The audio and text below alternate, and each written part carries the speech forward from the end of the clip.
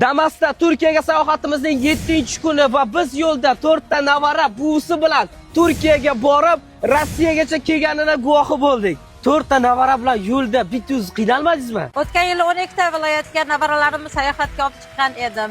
Qiynalmaganligimiz sinovdan o'tgan, endi bizlar chet davlatlarga ham sayohatga mana chiqishni boshladik. Bundan keyingi sayohatlaringiz qaysi davlatga bo'ladi? Yevropaga bo'ladi. Necha kunga Turkiyaga bordingizlar? Bizlar 7 kun deganda Istanbul shahriga kirib bordik. Rossiyagacha 3,5 ming xarajat qildik. Hozir men ko'rib hayron qoldim. Shunday uzoq yo'lga Damas'da qanaqa qilib qo'rqmay chiqdingiz?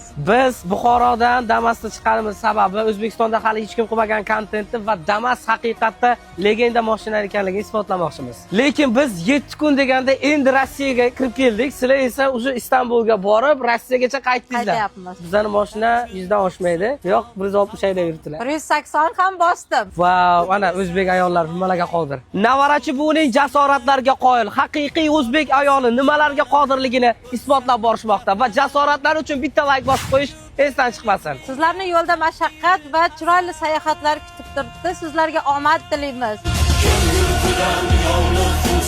Endi men o'sha